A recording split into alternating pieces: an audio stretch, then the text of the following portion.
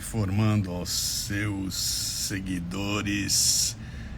Povo começando a chegar. 1, 2 e já! Hoje tem café com leite pra criança inteligente. Hoje tem, vem ouvir você também. Hoje tem café com leite pra criança inteligente. Hoje tem, vem ouvir você também. Tá na hora do café com leite. Tá na hora do café com leite. Tá na hora do café com leite. Bom dia, boa tarde, boa noite. Deixa eu ver aqui se a minha companheira, a Bárbara aqui, deve estar entrando. Hoje, excepcionalmente, né, às 13 horas. Opa, ali está. Bom dia, boa tarde, boa noite, Luciano Pires. Bom dia, boa tarde, boa noite a todos vocês que estão aqui. Bom dia, boa tarde, boa noite. Temos uma live no horário especial aqui, né? Fora do nosso padrão de 20 horas e com uma informação que surgiu aqui de última hora. A gente não tinha se tocado nisso, né? O nosso convidado de hoje está banido do Brasil no Instagram. Então, ele não consegue entrar na live normalmente. O que ele fez? Ele criou uma conta alternativa para conseguir entrar na live. Ele vai entrar conosco aqui, mas é uma conta alternativa lá para poder estar conosco aqui nos próximos minutos, né? Uau, Então, que bom. então deve ter um número não muito alto de pessoas participando aqui, porque é uma conta nova. Eu olhei a conta dele, ela estava com mil e pouquinhos seguidores, né? Mas deixa eu ver se ele já está aqui. Tá animada, Bárbara? Como é que foi? Gostou da live de ontem? Maravilhosa. Eu não consegui assistir direito, assistir depois, porque meu Instagram resolveu me dar uma zoada ontem, né? Enfim, infelizmente, mas a Cristina é maravilhosa sempre, agregadora Olha sempre. o homem Então, aí. Chegou o Rodrigo Constantino, diretamente dos Estados Unidos, participando com a gente aqui no horário especial. O Rodrigo está com a agenda dele completamente tomada à noite. Eu arrisco até dizer que o Rodrigo nunca trabalhou tanto na vida dele. É por aí, Luciano. Boa tarde, bom dia. Sim. Depende de onde. Bárbara, boa tarde. É um prazer estar aqui com vocês. Que bom. todo nós, Rodrigo. A gente começa agradecendo, Rodrigo. Eu sei que é uma loucura, a tua vida está uma doideira. Você conseguiu arrumar um espacinho para nós às 13 horas aí, para falar de um tema que não é o tema que você costuma abordar, né? Porque o Rodrigo não está aqui por ser jornalista, comentarista. Ele está aqui porque ele é pai, né? E o nosso lance aqui é conversar com várias pessoas. Rodrigo, nós conversamos com o Mota. Ontem fizemos com a Cristina Gremel, foi muito legal com a Cris. Fizemos com a Ana Paula Henkel. Só gente boa. Tudo gente boa. E aí foi muito legal, porque a visão dessas pessoas como pais e mães tem ajudado bastante a gente aqui a esclarecer algumas coisas que nós podemos fazer aí para ajudar a melhorar essa coisa no Brasil, né? Bárbara, quer apresentar essa live aqui, como sempre? Eu quero, mas antes eu quero dar uma justificativa aqui. Eu fiquei sabendo que é um bug do Android, então meus dois aparelhos são Android, e eu hoje não vejo o Constantino e vejo o Luciano congelado, só ouço. Se eu ficar olhando com cara de doida, é porque eu não estou vendo, estou ouvindo vocês. Então, desde já, perdão. E eu queria falar o porquê dessa live. Vocês me ouvem? Me ouve, Luciano? Sim, perfeito. Que bom. Bom, essa live é uma homenagem, né, uma comemoração aos 2 anos do podcast Café com Leite. Então, a gente preparou uma semana muito especial. Vocês podem ver com convidados muito especiais para comemorar esse marco. A gente também alcançou 1 milhão de downloads, né? Que coloca a gente aí no top 5% podcasts mais relevantes da América Latina, que são programas que fazem mais de 10 mil downloads por episódio. A gente está falando só de áudio, né? E por último, mas jamais menos importante, para falar, divulgar o nosso novo projeto Café com Leite na Escola, que busca levar esse conteúdo tão relevante de alto valor educacional para o maior número de escolas que a gente conseguir alcançar. Então, acessa lá, cafécomleitenaescola.com.br. Quando acabar a live, você vai entender o projeto e vai poder contribuir com a gente também. Legal. Rodrigo, só para te contextualizar um pouco mais, né? O que a gente fez com esse projeto foi pegar o conteúdo do Podcast Café Brasil, que já existe desde 2006, que é um conteúdo adulto, focado em temas muito pesados para a sociedade, e transformar esse conteúdo em conteúdo para crianças e para famílias que têm crianças, né? Então, nós estamos falando de temas muito sérios. Falamos de valores morais, a gente falou de fake news, falou de política, como é que a sociedade funciona, como é que se forma um caráter, mas de um jeito super light. A Bárbara é a locutora que interage com a Babica, que é uma avatar de 9 anos que mora no celular dela, né? E assim a gente conseguiu levar conteúdos muito legais para proporcionar muito boa a iniciativa, muito necessária. E está indo aí, né?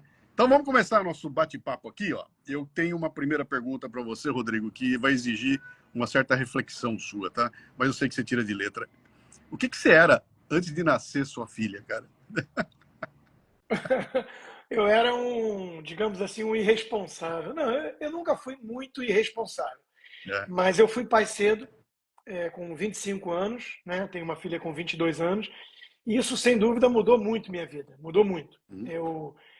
Eu fiz a coisa certa, era minha namorada, na época, há 3 anos, engravidou, então nós casamos, e eu mudei de postura, eu me tornei uma pessoa que passou eu já lia bastante, mas eu passei a ler mais, eu passei a escutar mais jazz e menos rock, eu passei a fumar um charuto, comprei um carro de velho, eu falei assim, agora mudou, né? Antes disso, vamos lá, respondendo, antes eu saltei de paraquedas, eu saltei de bungee jump, eu saltei de asa delta, eu fiz as minhas aventuras, né, com uma preocupação muito diferente. Eu acho que a paternidade, acima de tudo, muda o horizonte, muda a sensação de responsabilidade. Você olha e fala assim, bom, se eu sou um jovem impetuoso em algumas coisas, ou irresponsável, como eu usei brincando, porque eu nunca fui muito irresponsável, mas alguém assim, destemido, né, como se não houvesse amanhã, aquela coisa da intoxicação da juventude, né? A paixão que vive como se não tivesse tempo para nada e tudo tivesse que ser aqui e agora. Se acontece alguma coisa, paciência, você é a única vítima, digamos assim, em que pese, claro, o sofrimento dos pais e dos parentes, mas você é a única vítima direta das suas atitudes, né? Quando você tem um bebezinho, você olha e fala assim, tem uma pessoa ali que é pequena e depende totalmente de mim para transmitir valores, para estar presente, para ser um bom pai, e eu sou muito paizão, né? A coisa que mais me caracteriza é isso. Assim, eu sou jornalista, eu sou economista. Não, eu sou paizão. Quem me conhece sabe, eu sou muito dedicado.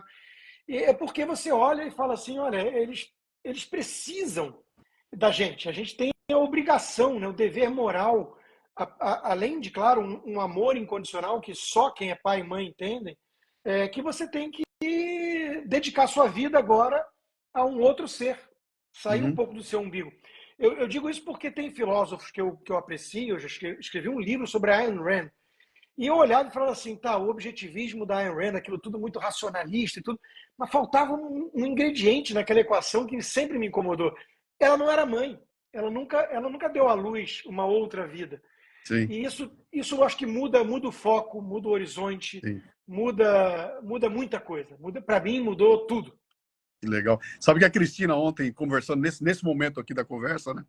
Ela falou uma frase lá que aí gerou uma reflexão e eu acabei soltando uma imagem legal, que foi o seguinte, até o bebê dela nascer, o centro do mundo era no umbigo dela. Quando o bebê saiu, ele carregou o centro do mundo junto com ele. Isso é uma ótima metáfora. Passou a girar em torno da criança ali, né? Que legal, isso, né? É isso. E hoje, né, como eu tenho filhos com muita distância, né? São da mesma mãe. É uma história complicada, porque minha ex-mulher, ela é muito complicada, ela foi diagnosticada de bipolar e tudo, então eu tenho 2 filhos com 16 anos de diferença. Sim. E o moleque que tem 6, ele é criado apenas por mim. Eu estou há 2 anos que eu sou pai e mãe. Sim. Né? Então, minha filha também mora comigo, então moramos nós 3 na casa, eu, minha filha e meu filho. Minha filha ajuda, minha namorada, que já estou 1 ano e meio com ela, ela também ajuda, é mãezona pro moleque. Mas quando você olha e fala assim, pô, tem um moleque de 6 anos, cuja mãe é bastante complicada, para dizer o mínimo, aí é pior ainda, né? Porque depende 100% de mim. Sim. Isso gerou, assim, até paranoia. Outro dia eu passei por um episódio, enfim, coisas que acontecem na vida, estava na casa de um amigo, comendo um churrasco, um pedaço de carne entalou. E eu quase fui a óbito. Na frente do meu filho, no churrasco, Eu pedi ajuda, aí o anfitrião fez aquele procedimento, eu consegui cuspir a carne, e eu fiquei assim, sem dormir direito, umas 5 noites, que eu fiquei pensando, meu Deus do céu, às vezes a gente compra briga com gente poderosa, com quadrilhas, com ditadores, e às vezes um pedaço de carne Sim. quase me levou, né? E aí eu ficava só pensando nisso, meu filho, Sim. 6 anos, meu filho, minha filha está criada, está bem criada, tem lá os valores e tudo. Sempre precisa estar um pouco em cima, porque ainda é jovem, mas o moleque de 6 anos depende totalmente Sim. de mim. E já perdeu uma mãe, de certa forma, né? Então, Uhum. olha, eu vou te falar, é uma responsabilidade impressionante, ao mesmo tempo uma dádiva, a melhor coisa que existe e nos impulsiona a nos tornarmos pessoas cada vez melhores. Eu acho que Sim. isso é o principal fator aí. Eu sempre que eu olho para meus filhos, eu falo, eu quero ser uma pessoa melhor. Eu quero ser uma referência moral para eles, eu quero ser um bom pai, um bom marido, um bom cidadão, porque eu tenho essas pequenas criaturas que, de alguma forma, olham para mim como o herói delas. Né? Sim. Então, isso é o melhor estímulo que existe para você melhorar. Que legal. Legal. Bárbara? É legal que essa também é minha bússola, sabe, Rodrigo? Desde que meu filho nasceu, meu filho já vai fazer 14, todos os dias eu penso em ser uma pessoa melhor, porque eu sei que a gente fala, mas entra por um ouvido e sai pelo outro. Agora, o que a gente faz, né, nós somos espelhos. Então, isso reflete muito na personalidade e no como eles veem a vida, como eles veem a gente. Então, eu concordo muito com você. É sobre cada dia ser um pouquinho melhor por eles, sabe? Sim. Antes eu não tinha essa preocupação, eu era bem, bem despreocupada também. Mas eu tenho uma pergunta para você. Se teve alguém, quem foi a pessoa que te ensinou a ser pai? E qual foi a lição mais importante que ela passou para você, que é essa pessoa, né? Meu próprio pai, sem dúvida nenhuma. Eu, graças a Deus, tive e tenho pais muito, muito atenciosos, carinhosos e, ao mesmo tempo, hoje não mais, porque eu tenho 47 anos, mas foram duros quando tinham que ser, né? Porque é aquela coisa, muitos pais, ainda mais na geração atual, né? São os pais helicópteros, são muito preocupados em não ofender os filhos em nada e não deixá-los sofrer por um segundo. E a gente está criando, às vezes, gerações despreparadas, né, para a vida. A vida lá fora não é, né, essa molezinha. Então, meu pai tinha um amigo que dizia assim, eu prefiro que meu filho me odeie dos 0 aos 14 do que dos 14 para o resto da vida. Sim. Então, assim, o pai chato, né? O pai cri-cri, o pai que educava. Quem ama, educa. Um livro do Isamitiba. Então, meu pai, ele foi um pai muito duro. Ao mesmo tempo, ele sempre soube transmitir carinho, amorosidade. Minha mãe nem se fala, né? Então, sem dúvida, foram meus próprios pais. Eles me ensinaram, eu tento, muitas coisas eu tento reproduzir ou transmitir para os meus filhos aquilo que eu absorvi, né? Uhum. E considero que a educação foi bem sucedida, porque tanto eu quanto meu irmão e minha irmã, escadinha, 3 anos de diferença de mim para minha irmã, todos os 3 foram muito bem educados, são pessoas bem-sucedidas. Eu não estou dizendo apenas sucesso profissional ou financeiro, Sim. são pessoas com estrutura familiar, que educam os filhos dessa maneira também. Então, acho que meus pais foram muito bem-sucedidos nisso. E é curioso, porque meu pai teve uma mãe cri-cri, difícil, um pai nem tanto, mas a minha mãe passou por uma história mais difícil, porque a minha avó morreu de parto. Então, a minha mãe não conheceu a mãe dela. E o pai dela acabou depois ficando meio... Eram outros tempos, mas ele ficou meio com dificuldade, digamos assim, de assumir essa filha como viúvo. Ele acabou casando de novo, teve outros 3 filhos, e minha mãe foi criada pelos avós. Depois de muito tempo, ela se aproximou de novo do meu próprio avô e dos meus tios, que hoje são muito próximos da gente, mas por muitos anos eu tinha dificuldade até de chamar meu avô de avô. Para mim, ele era distante demais. Uhum. Né? Então, ela carregou essa carência, esse buraco, e talvez por isso mesmo, né, ela teve uma preocupação muito grande em ser mãezona, em ser o eixo da família que unia todo mundo, que fazia questão de estar ali na mesa de jantar todo mundo junto, nas datas todas, no final de semana, e acho que isso foi muito importante para a nossa família. Uhum. Você sabe que numa das lives que nós fizemos aqui com o João Kepler, o nome do empreendedorismo no Brasil, Sim. né? Ele falou para ele, falou, ó, meu pai me ensinou o que não fazer como pai. Ele teve o exemplo oposto, né? Eu olhei o que era ruim e falei, não vou reproduzir isso para meus filhos, e botou ele no caminho, né? Mas, Quer dizer, essa história Luciano, isso que você está mencionando para mim é fundamental pelo seguinte: isso reforça a nossa ideia do livre-arbítrio. Sim. Né? De certa forma, é óbvio que o contexto em que você é criado pode fazer toda a diferença do mundo. É óbvio que famílias estruturadas, com pais presentes, isso tem muito mais chance, aumenta as probabilidades, né? Claro. Os odds, como a gente fala no poker, eu sou jogador de poker como hobby, Sim. aumenta os odds de sucesso. Mas não há garantias. Assim como não há garantias de você dar o máximo possível e que seu filho vai dar certo, também não há garantias ou fatalismo de que maus pais vão produzir filhos perdidos na vida. Exatamente pelo livre-arbítrio. A gente consegue observar e falar, isso eu quero para mim. Ou então, isso eu não quero para mim. Isso Sim. não é legal, isso não faz bem. Eu acho muito importante isso. Legal. Vamos abranger, aumentar a abrangência dessa nossa conversa aqui. Quando você olha hoje, Rodrigo, para essa questão do desenvolvimento educacional da garotada, da criançada, qual é a tua principal preocupação? Eu sei que se eu fizesse essa pergunta para você nos anos 60, você talvez fosse falar alguma coisa em relação a gente não consegue se abrir para o mundo, não tem tecnologia, é muito difícil acessar conhecimento. Talvez naquela época fosse isso, né? Hoje em dia, não tem mais barreira. Qual é a preocupação que aparece para você em primeiro lugar quando se pensa em educação da garotada? Pois é, talvez até o contrário, o excesso de acesso à porcaria, digamos assim, né? É óbvio que a tecnologia é um instrumento fantástico, mas está gerando problemas novos também nas famílias, né? E na forma de educar. Então, é difícil dar uma resposta para isso, né? Qual é o maior desafio para o desenvolvimento educacional e tudo, porque eu vejo vários. Eu vejo justamente essa preocupação excessiva, talvez, dos pais, os pais helicópteros, os pais que não podem ver o filho sofrer nada, que de alguma forma não preparam o filho para a vida, porque querem protegê-lo em demasia, e eles viram floquinhos de neve, né?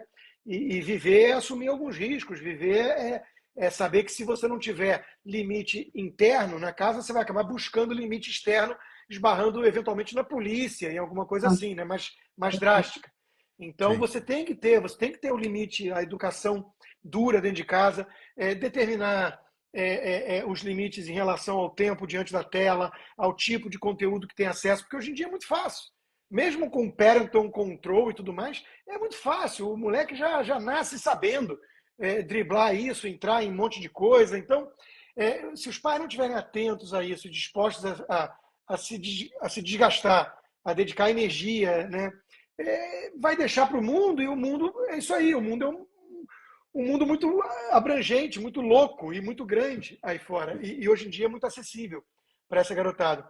Fora isso, tem a questão da doutrinação ideológica. Filmes, cultura pop, mesmo dentro da sala de aula, né? Todos, não todos, mas muitos, tentando levar os nossos filhos para o mau caminho. O problema do narcisismo na sociedade moderna, né? O narciso, ele quer fazer o mundo à sua imagem e semelhança. Em vez dele tratar com os seus eventuais problemas, suas questões existenciais num divã, ou na filosofia, ou em reflexões introspectivas, ele quer moldar o mundo à sua imagem, né? Então, a gente está vendo aí essa turma meio woke, querendo pegar crianças de 3 anos, 4 anos, as idades mais tenras, e falar, não, qual o problema se ele acha que nasceu errado e tudo mais? Pô, o moleque de 4 anos não escolhe a comida, não escolhe a hora de dormir, não escolhe a hora que vai comer sorvete, não escolhe se vai para a escola ou não, mas ele vai escolher alterar a biologia, né? Então, são coisas muito doidas que estão acontecendo e a gente tem que estar atento, porque é um troço muito avassalador. É a tal guerra cultural. Sim. E a guerra cultural existe e o jogo é pesado, né? Hollywood, tem muita gente aí, a Disney, muita gente do lado, na minha percepção da coisa, do lado equivocado. Sim. Não querendo transmitir os valores tradicionais, morais, que moldaram o Ocidente como ele era. Sim. A gente fez aqui numa das lives com a Cris Paiva, lá do podcast Vênus, falou, né? Ela falou que ela tem uma filha também já adulta, né? E ela falou que a minha luta é para que a minha filha entenda que quando ela tiver com um problema, tiver com uma dúvida, primeiro vem a mim. Primeiro eu, tá? Depois lá fora. Só que isso te obriga, como pai e como mãe, cara, você tem que ter repertório, tem que se preparar, tem que saber do que está acontecendo, né? Exato. Não adianta se amarrar no passado lá e renegar tudo. Não, vou te proibir de usar celular. Não resolve, cara, né? Então, essa compreensão faz com que, cara, para ser pai e mãe hoje em dia, tem que estudar todo dia, cara. Tem que ser um estudante todo dia. Cara. Tem que estar atento.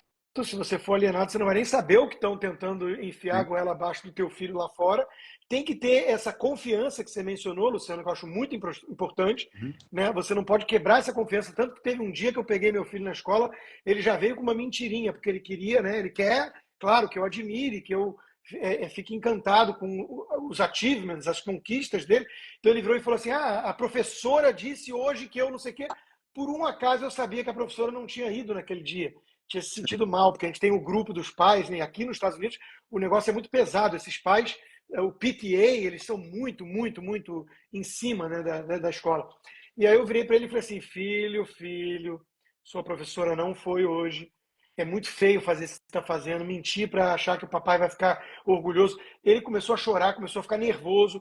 Aí vem toda aquela conversa que é o desgaste depois. Sentar para conversar quando ele se acalmar. Falar, olha, você errou. Não é assim que papai vai te admirar, não é assim que você vai conquistar o respeito, a admiração do papai. Você quebra a confiança. Amanhã você quer contar uma coisa séria, o papai não acredita, é o Pedro e o lobo. Né? O Pedro gritou que tinha lobo no quintal 6 vezes. Então, assim, você tem que ter esse canal aberto com o filho, ao mesmo tempo que você não é amiguinho do filho.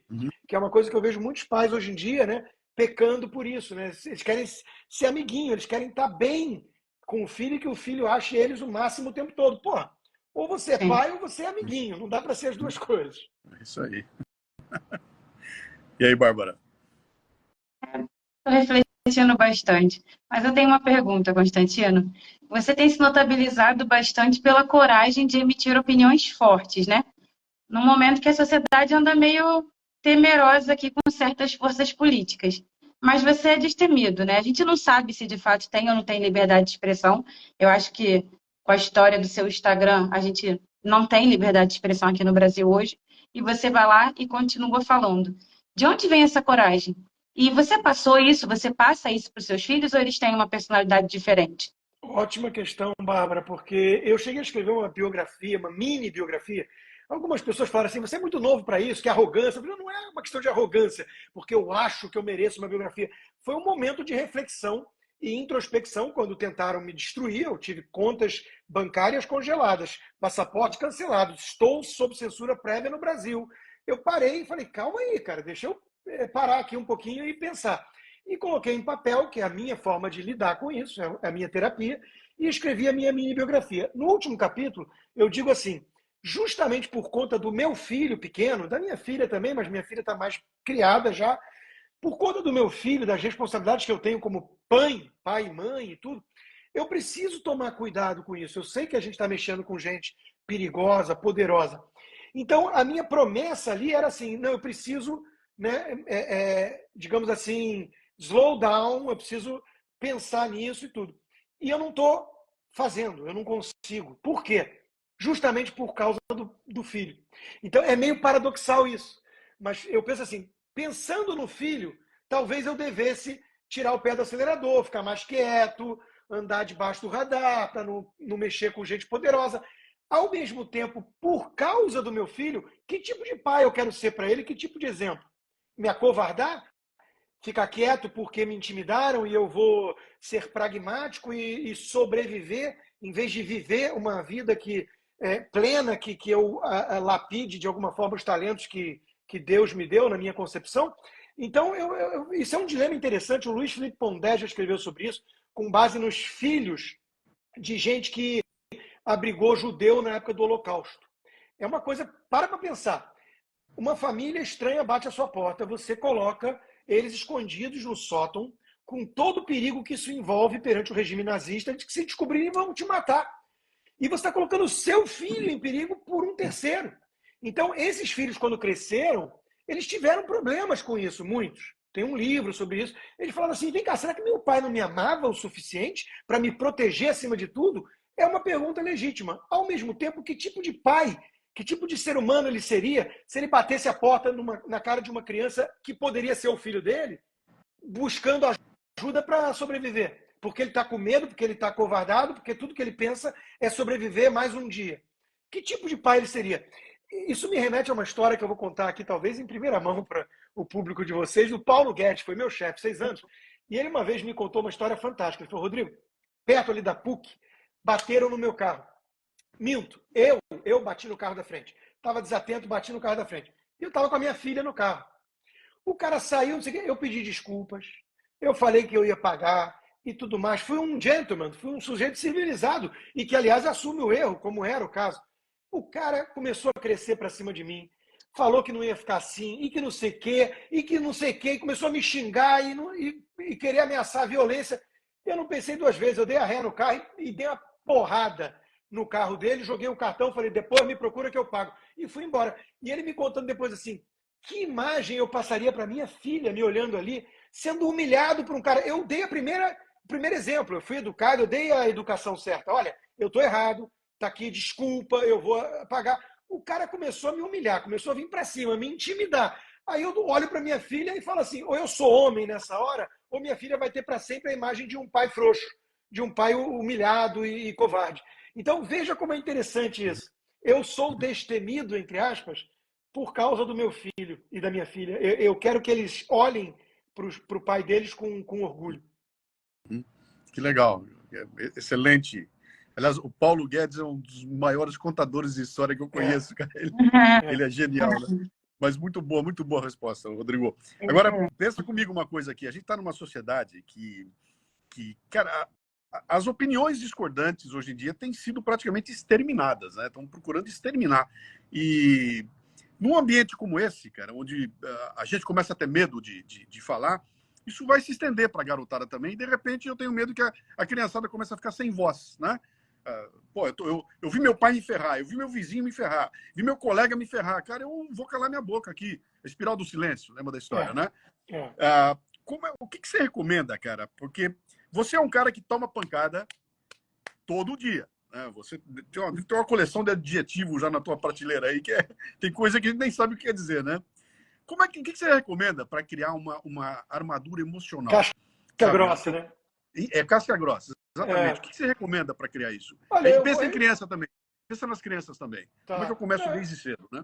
Eu vou pensar na criança depois, porque eu vou responder para você com um aspecto prático. Eu fiz isso, né? Eu dei essa lição. A minha filha participava comigo, eventualmente, da minha live, da live Tudo Consta que eu faço. E ela participava justamente moderando comentários. E teve uma vez que ela virou para mim e falou assim, nossa, pai, você é muito querido por muita gente, tem muita gente que te elogia muito, mas tem muito hater. E tem uns caras que vêm na sua live só para te xingar e das coisas mais horrorosas. Como é que você aguenta? Aí eu virei para ela e falei assim, Laura, minha filha, quem é essa pessoa?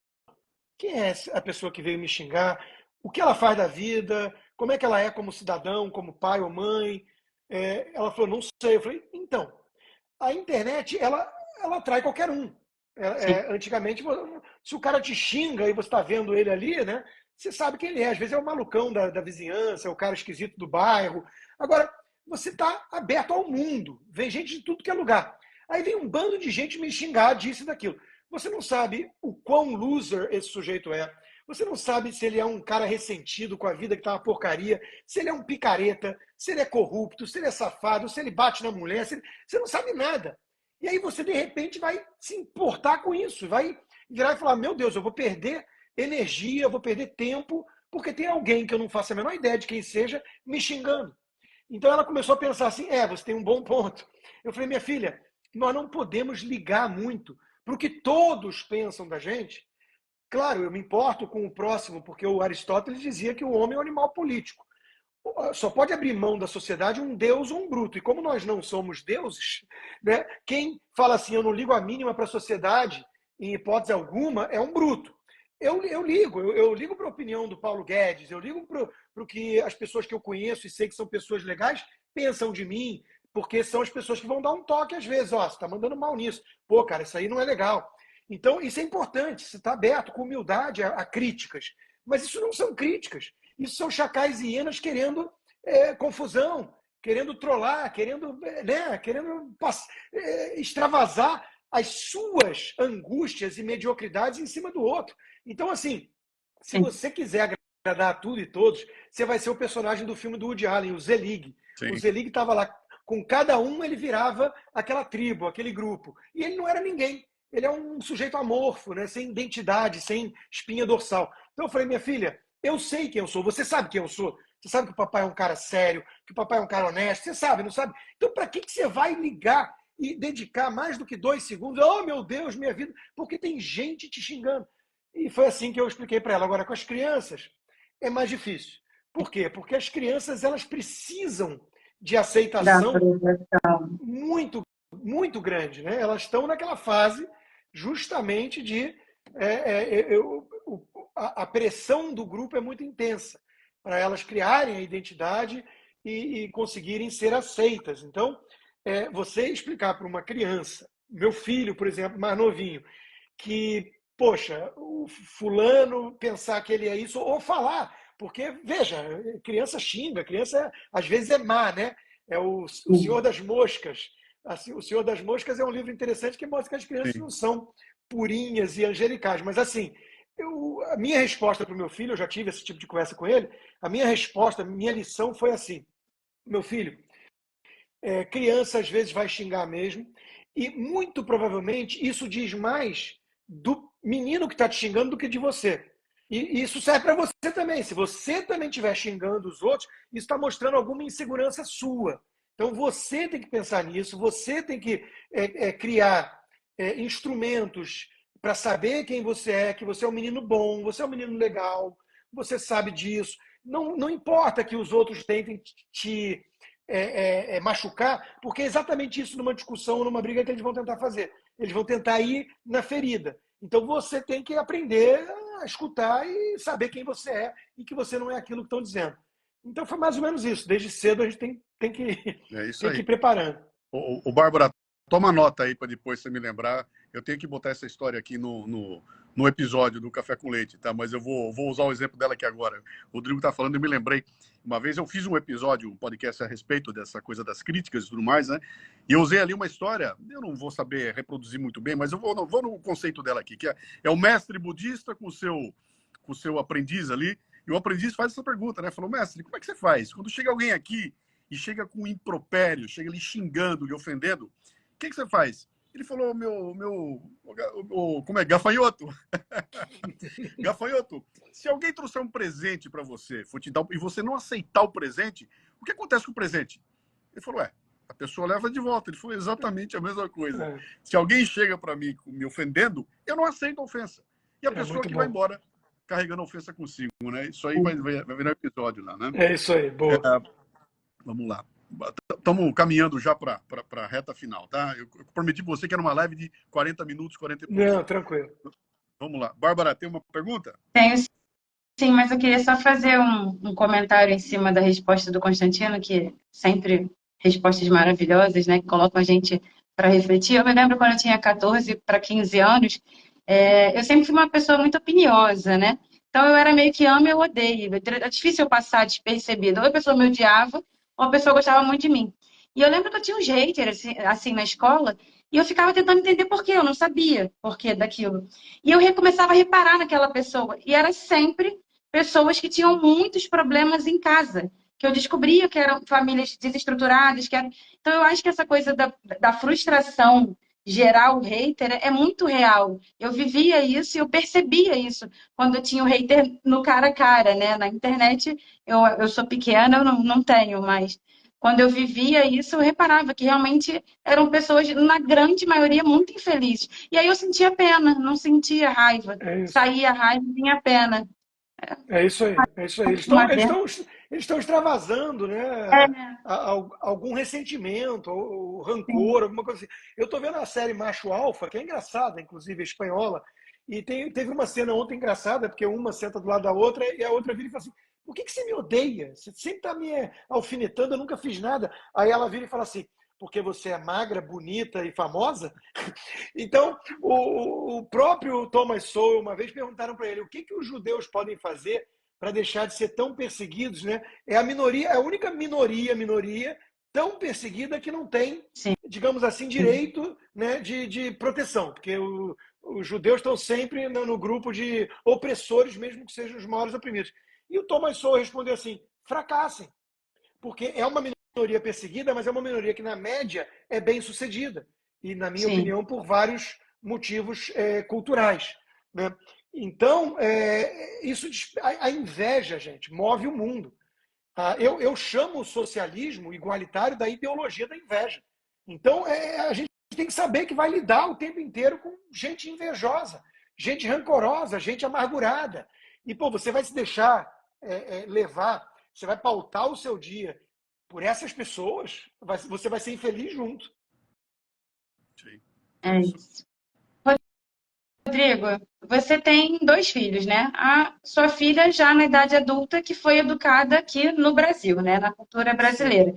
E seu filho, que é uma criança, sendo educado aí na cultura americana. Quais as diferenças de educação você consegue perceber entre os dois? Culturalmente, gap de tempo, enfim, quais as diferenças? Ótima pergunta, Bárbara, ótima. Eu começo a pensar em um monte de coisa. Mas vamos dar um exemplo, tá? Obviamente, sem falsa...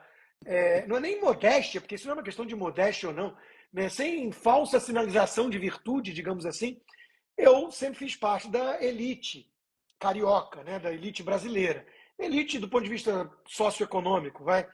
Então, eu tive, como qualquer classe média no Brasil já tem, né? Mas eu tive empregada a vida inteira e tudo mais. Então, a minha filha veio para cá com 13 anos. Olha, até os 14 ela soltava às vezes assim: Marise! Eu falava assim: Laura, aqui não tem Marise não, vai lá e faz suas coisas, aqui não tem empregado. O Antônio, olha que coisa interessante que eu me toquei vendo, né? O que a criança faz? Você mesmo disse, a criança é uma esponja.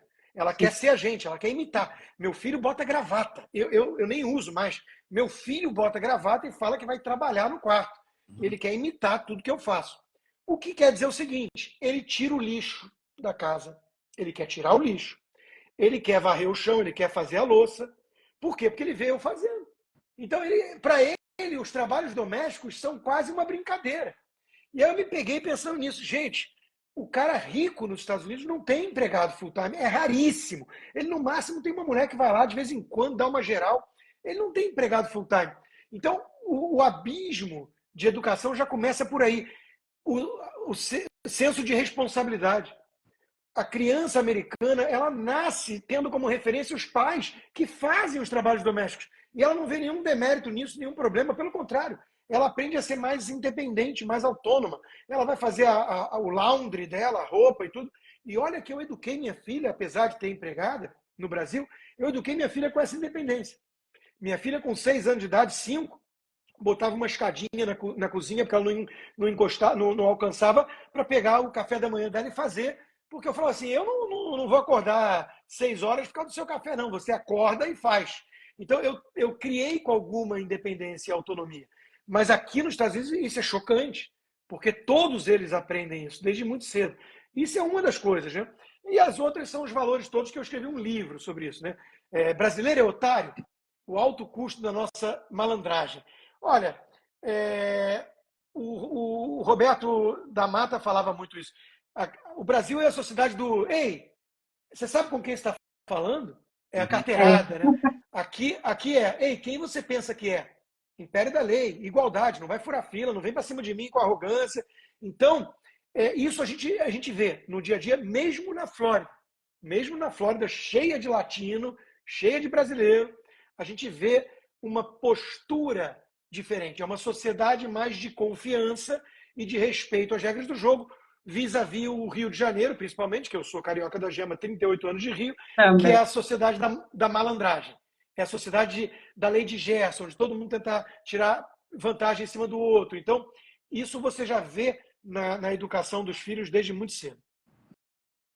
É uma coisa interessante, né?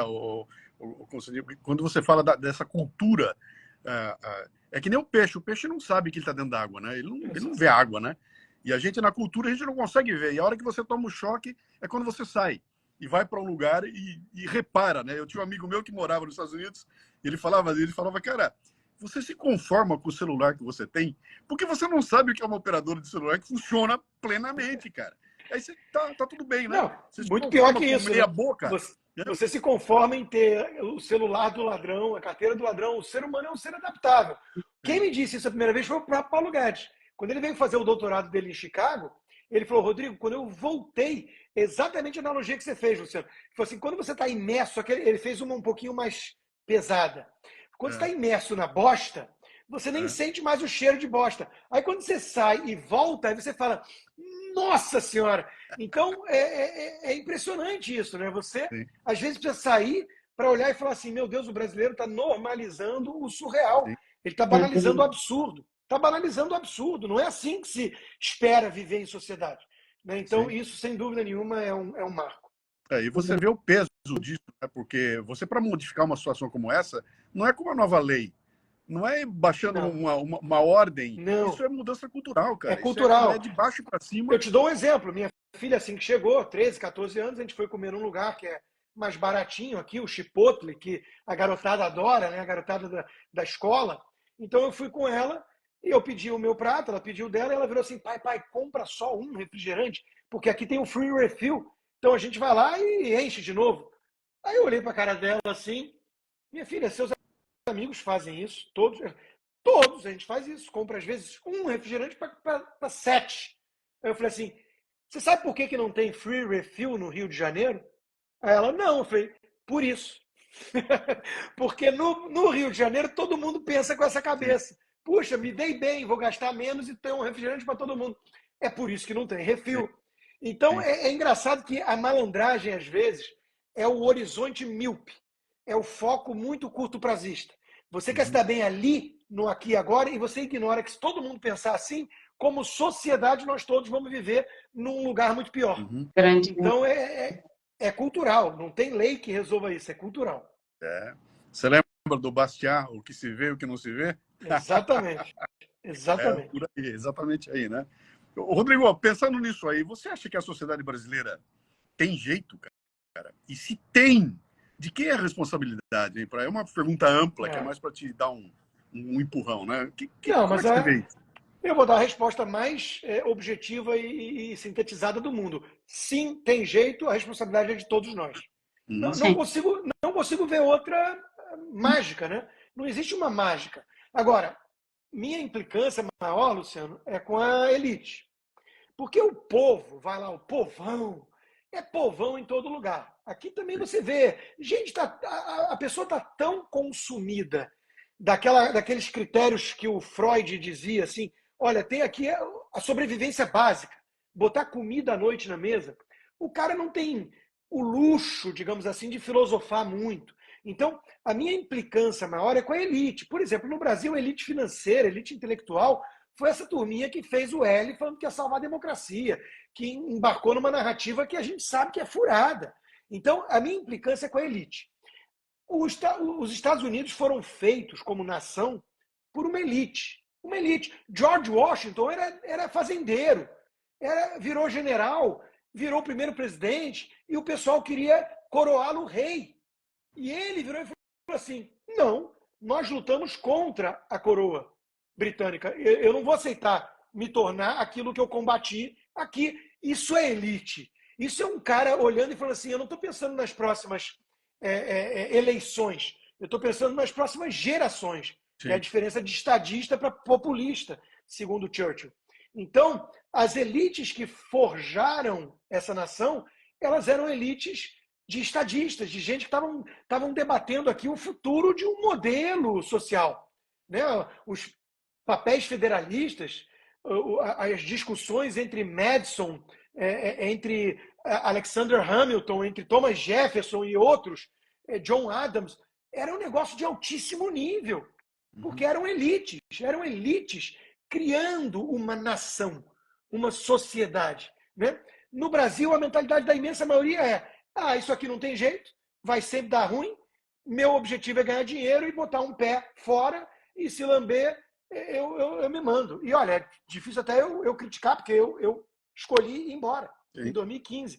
Para ser mais preciso, em outubro de 2014, com a reeleição da Dilma. Eu falei, chega. Então, eu entendo quem quer picar a mula, mas a mentalidade de uma elite que está apenas observando o país, não como uma nação, como uma casa, mas como um objeto de exploração para fugir na primeira crise, é uma elite com muita dificuldade de criar uma nação próspera. Então, eu saí do Brasil, mas o Brasil não sai de mim. Eu estou aqui pagando, aliás, um preço alto, individual, para continuar lutando pelo meu país. O Marcel Van Hatta, meu amigo de longa data, sintetizou isso muito bem. Eu não quero, como é que ele falava? Eu não quero me mudar do Brasil. Eu quero mudar o Brasil. E nós temos esse poder. Mas, de novo, primeiro passo, primeira resposta é não cair no fatalismo. Sim. Se a gente falar o Brasil nunca tem jeito, porque o problema é o povo, aí não vai ter jeito mesmo. É certo. Temos só mais 2 perguntas e a gente encerra aqui, né? Bárbara, sua. Na verdade, essa é uma pergunta e uma curiosidade, né? Eu acredito, provavelmente, seus filhos, dentro de algum tempo, vão ser pais também. Que recomendações, Rodrigo? Que dicas você daria para eles para proteger os seus netos contra esses doutrinadores e as más influências digitais? Olha, eu não tenho a menor dúvida que eu vou ser um avô pentelho, no sentido de que eu vou ficar me intrometendo na criação dos meus netos. Mas cá entre nós, a beleza de você ser avô é que você já fez o seu trabalho. E o avô pode curtir o neto sem a responsabilidade de educá-lo. Isso cabe aos pais. Então, eu quero muito curtir os netos no futuro, né? Mas me conhecendo, é óbvio que eu vou estar lá perturbando. Filha, não faz isso. E ela vai jogar na cara, ou ele também. Pai, você fez isso com a gente e muito pior. E vai falar. Mas o avô está no papel de ser o good cop. Se tem o good cop e bad cop, se a diplomacia é feita de sticks and carrots, né, o tacape e a cenourinha da recompensa, não tem a menor dúvida que o avô está no papel de good cop. Porra, não vai botar o avô para ser o durão, né? Então eu vou querer curtir os netos, Bárbara. Eu vou querer curtir os netos. Ó, vou fazer assim, ó, lavo minhas mãos, eduquei vocês, me desgastei muito para isso. Agora a tocha está com vocês. Mas eu acho que essa tranquilidade só acontece quando a gente realmente educa os nossos filhos, né? Tem até uma frase mais ou menos assim, né? Quando você educa os filhos, você pode mimar os netos. Quando você não educa os filhos, você cria os netos, né? Eu acho que passa muito por isso. Você fala porque você tem uma consciência tranquila de que está educando de verdade, né? Exato. Sensacional. Então, Rodrigo, agora eu vou mudar um pouco aqui de assunto, mas é um assunto que para mim é muito caro. Eu acompanho tua carreira aí há muito tempo, né? Eu vi você migrar do jornalista que trabalha nas grandes órgãos da imprensa e que é pago por elas para emitir sua opinião, para um sujeito que hoje tem uma ação independente, né? Você hoje, eu imagino que você está criando um grupo de seguidores, espectadores, ouvintes, e esse pessoal é que está, de alguma forma, financiando o teu trabalho. Ou seja, você cria uma independência e passa a ser um criador de conteúdo independente, coisa que a internet trouxe para a gente, que nos possibilita estar aqui, né? É a mesma pegada do Café com Leite, a gente é assim também. A gente coloca um foco muito grande em 2 pontas. Olha, vamos tentar trazer um patrocinador, mas se ele não vier, quem é que pode ajudar a gente? Cara, é quem nos escuta. Quem vê valor no trabalho da gente. E nos Estados Unidos tem uma cultura profunda sobre isso. O Brasil não tem, né? O Brasil acha que o que vem pela internet tem que ser de graça, né? Ele não admite pagar por alguma coisa assim, né? Mas como é que você está vendo agora essa coisa de tanta gente se tornar um produtor independente e ter uma liberdade de produção que não está atrelada ao interesse de uma grande organização, do grande site e tudo mais, né? Acho ótimo, acho fantástico, né? Eu quero quanto mais iniciativas, até concorrentes, surgirem por aí, melhor. Eu quero, isso puxa todo mundo para cima. Eu não estou totalmente independente, porque eu sou da Oeste, eu sou parceiro há muitos anos da Gazeta do Povo, que é um jornal centenário. Eu estou agora no Braddock, que é uma iniciativa independente, mas tem uma turma do agro por trás e tudo. E tenho a minha live e os meus seguidores, que é a principal garantia de que algo como a Jovem Pan não volte a acontecer. Uhum. A Jovem Pan estava lá me dando uma baita vitrine, legal e tudo, até o dia que o Tutinha sentiu um pouco mais de calor, de pressão, falou: Rodrigo, tchau.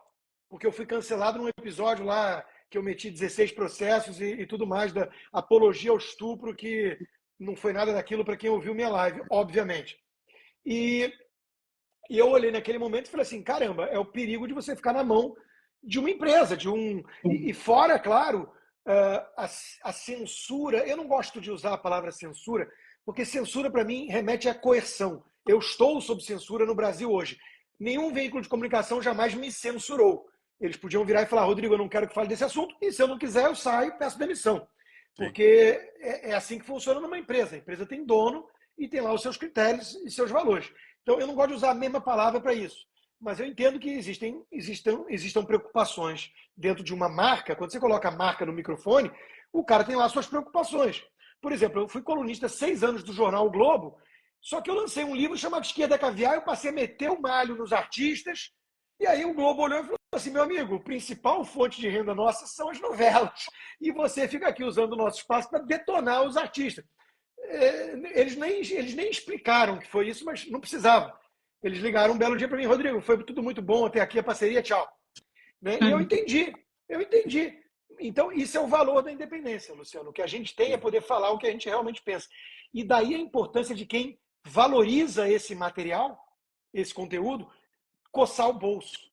Porque, de novo, as pessoas não têm essa cultura. Eu quero ouvir o podcast Café com Leite. Tá bom, mas você assina, você tem o Daily Wire do Ben Shapiro aqui nos Estados Unidos. O negócio anunciou investimento de 100 milhões de dólares em 3 anos no concorrente da Disney para público infantil. 100 milhões de dólares. A gente não tem noção da ordem de grandeza. Sim. Isso é o Ben Shapiro, juntando com o Matt Walsh, juntando com agora o Jordan Peterson, juntando com o Andrew Klavan, juntando com o Michael Knowles. Mais ou menos é eu chamar o Paulo Figueiredo, chamar você, chamar o Mota, e a gente criar o Daily Wire. Os caras investem milhões e milhões de dólares em produção de conteúdo, porque eles têm uma base de assinantes gigantesca. Aqui a turma entende que tem que coçar o bolso para manter, para bancar quem eles valorizam. No Brasil, quero crer, e é algo alvissareiro, que isso está mudando. Eu vejo cada vez mais gente falando assim: tem que assinar a Oeste, tem que assinar a Gazeta do Povo, tem que ser o patrono do Constantino, tem que não sei o quê. Porque os caras estão vendo assim, cara, agora, porque estamos em crise, né? Então as pessoas estão vendo: meu Deus, se a gente não criar uma resistência, vamos ser atropelados e virar Venezuela. É a comoção gerada a partir de uma crise existencial. Eu adoraria que isso servisse de aprendizado para uma mudança cultural mais sustentável. Excelente, cara. Olha, eu estou nessa coisa de podcast desde 2006. Esse ano eu completo 18 anos como podcaster raiz. Podcast áudio, né? E a batalha tem 18 anos, cara, para tentar atrair agora que a turma está começando a vir com essa consciência. Cara, pô, eu pago 500 pau por mês, assinatura da NET, TV a cabo. Tem 325 canais, não tem nada que preste ali. Consigo ver 2 ou 3 e desembolso normalmente, né? Por que para esse outro grupo também não pode acontecer assim? Então, tem sido uma batalha aí há bastante tempo. E eu estou usando muito aquilo que você usa também aí, viu? Ó, custa menos que o lanche do McDonald's. Boa. No mês. No meu caso, eu falo, é menos que uma cerveja quente na balada. Menos que uma cerveja quente na balada, né? Boa. Legal, excelente. Bárbara? Eu acho que a gente pode caminhar para o final, já estamos aprendendo bastante aqui o Constantino, né? Eu queria agradecer, eu tenho uma admiração profunda e verdadeira por você enquanto profissional, mas agora eu criei uma admiração enquanto pai, enquanto a pessoa generosa que você foi comigo aqui, você realmente é generoso. Então, muito obrigada, Rodrigo, pela sua presença, pela sua participação. Eu queria pedir para você as palavras finais para essa live. Eu que agradeço, Bárbara, muito legal esse feedback. Vocês estão fazendo um trabalho importante, então eu tenho orgulho, né? Me sinto honrado de ter sido convidado. Esse time aí que vocês mencionaram, de gente que vocês estão entrevistando aí, são pessoas que eu sou amigo e admiro muito, então muito legal estar nesse time. Espero que só cresça o projeto, esse principalmente aí das crianças. Fantástica a iniciativa, fantástica. Precisamos disso, né? Precisamos. E quero parabenizar o esforço de vocês em tentar lutar por um país melhor e por um futuro melhor para os nossos filhos e netos, né? Então, agradeço e até a próxima. Obrigado, Obrigada. Vamos junto aí. Vamos. Não pare de dar briga, não pare de lutar. Somos de vozes aí inconformadas. Grande abraço, cara. Muito obrigado. Viu? Valeu. Ótimo. Então, dona Bárbara, vamos partir para o nosso encerramento aqui? Vamos, acho que... E você ficou sem ver a mim e nem viu o Rodrigo, é isso? Não. Você só ouvia? Não, eu vejo você, só que você ficou a maior parte congelado para mim na live. Agora eu estou te vendo. Sim. Mas eu não vi o Constantino. Eu fiz uma live com o Constantino sem vê-lo. Mas, enfim, eu pesquisei bastante e eu descobri que realmente é um bug que está dando entre o Android e o Instagram. Atualizei o Instagram, achei que hoje não ia acontecer. Mas, enfim, acho que está na hora de eu ir para o iPhone. Olha aí, ó. Mas olha, o pessoal que está tem que assistindo... ser, quem sabe faz ao vivo, né? Com emoção ou sem emoção. Comigo é sempre com muita emoção. É impressionante. Então vamos que vamos. O pessoal que está perguntando, essa live vai ficar gravada aqui no @Luciano Pires, né? E a gente vai subir ela pro YouTube também, né? Porque vê pouca gente, até porque o canal do Consta está proibido, né? Então é complicado isso. E ele me lembrou disso segundos antes de entrar. Luciano, eu tô sem canal. E aí ele criou uma conta alternativa lá e a gente acabou trocando uma ideia aqui. Bom, amanhã nós vamos ter a última live, né? O William Borghetti. Vai ser bem legal, porque desta vez vem um profissional do ensino. O William é o professor que toda garotada quer ter, né? Então a gente vai ter aqui dentro, batendo papo conosco, alguém que está envolvido até o pescoço na questão do ensino. E amanhã vai ser às 20 horas, aqui no @Luciano Pires. Então, convido todos vocês a estarem presentes. Muito obrigado pela presença. Né? Estamos indo. Vou soltar aqui. Obrigada. Vou soltar aqui o nosso... Deixa eu ver aqui. Só para a gente encerrar do jeito que abriu, né? Vamos lá. O ônibus fazendo... Leite pra criança inteligente. Hoje tem, vem ouvir você também. Hoje tem café com leite pra criança inteligente. Hoje tem, vem ouvir você também. Tá na hora do café com leite. Tá na hora do café com leite. Tá na hora do café com leite. Tchau!